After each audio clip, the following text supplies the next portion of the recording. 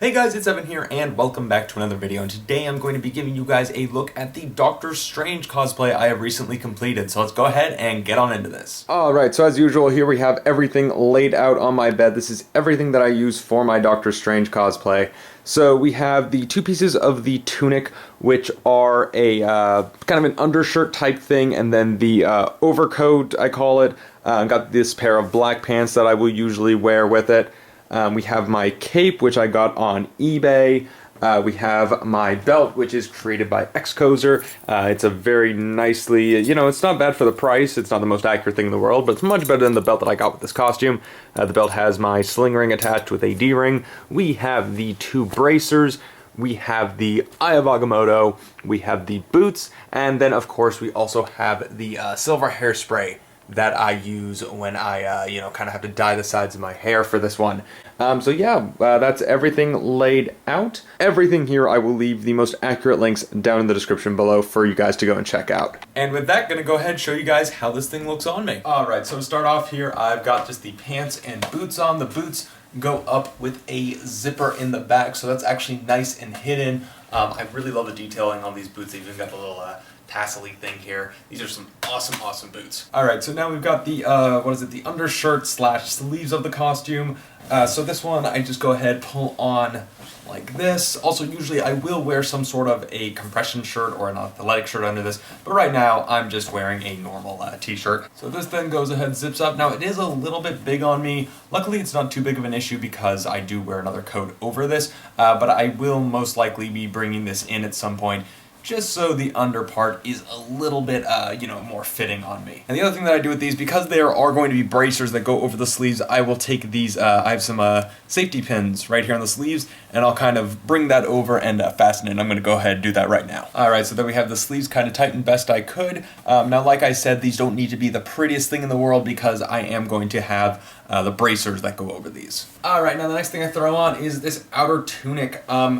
Now, let's see, the way I fasten this is I have two safety pins right here that just kind of button in the middle, and those wind up being covered by the belt. Go ahead, pull that pin on, pull that one on, obviously, as you do, and then see right here, I will then fasten those right there in the center. Alright, there we go, and that's the tunic all put together, and now you can kind of see what I was talking about with this thing being a little bit big, kind of puffs out there, like if I push on it, you see I got a lot of room there, so it is something that I'm gonna have to work on for the future with this costume. Alright, and then now we have the belt. It just velcros in the back.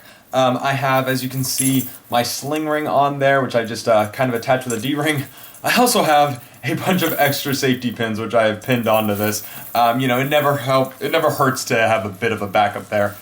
So that just goes on there, velcros in the back, and perfect. And if I line everything up properly, these wind up then covering up the safety pins that are pinning the tunic together. And something I would probably like to do for the future is add some Velcro in here, just so this whole thing really stays in place, because it does have that potential to really slide around and such. And now the next piece of this costume I throw on is my Eye of Okimoto. Now I have to always remember to put this on before I put the Cloak of Levitation on, because the way that I pin the cloak down actually goes right here. I've seen some people sometimes do it where they'll pin it outside the eye, and the problem with that is it will pin the eye, so it looks a little, I don't know how you say it, but it's like it tightens up the string part of it, and you want the cloak to actually sit outside, or on this bit, like inside of the Eye of Okimoto. And, just to give everybody a quick look at this Eye of Okimoto, it is incredibly well detailed.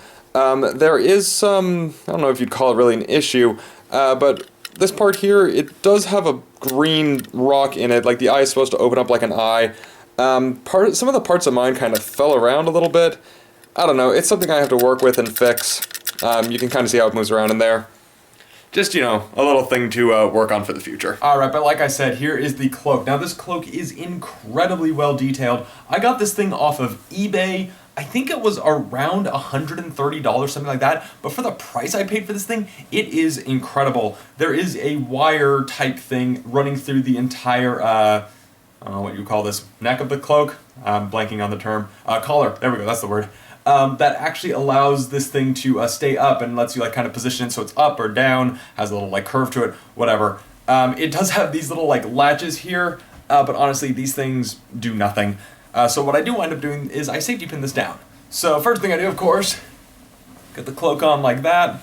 This gives you a general idea of how this thing will look on me.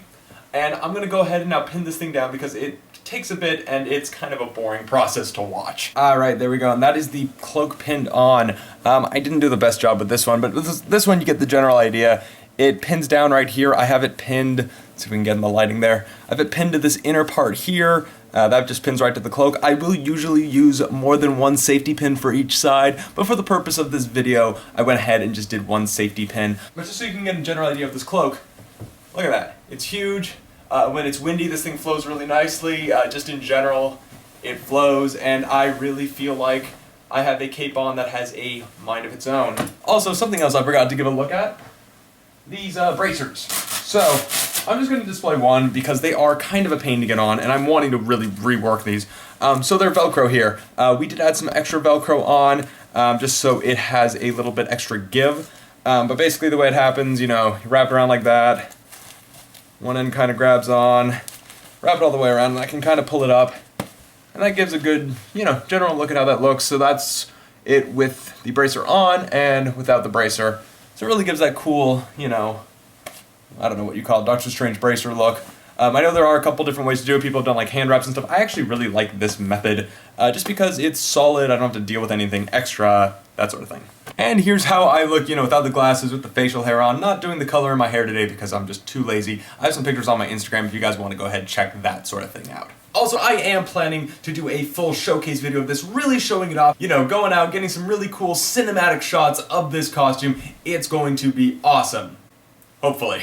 And always, guys, check out the social media stuff. My Instagram and Twitter are where I tend to be the most active, even though I haven't been that active this year. I'm taking a little bit of a step back from social media just in terms of my personal life, but when I do post there, I hope that it's cool content anyways. Also, of course, trying to get back into posting here on YouTube much more. I'm working on this video today. I'm working on another video, and hopefully one more.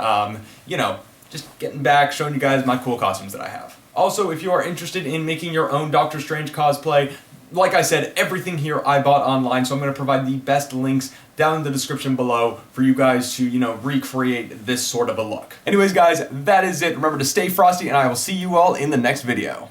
And that'd be really cool if I could just, like, Doctor Strange portal out of here. Woo!